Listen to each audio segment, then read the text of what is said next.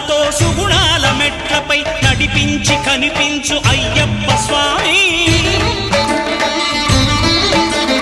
మకర సంక్రాంతి సజ్జోతివై అరుదెంచి మహిమలను చూపించు మణికంఠ స్వామి.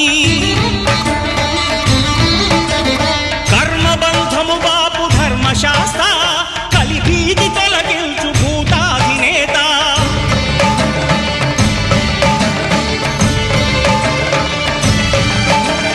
అయ్యప్ప దేవాయ నమః, అభయ స్వరూపాయ నమః.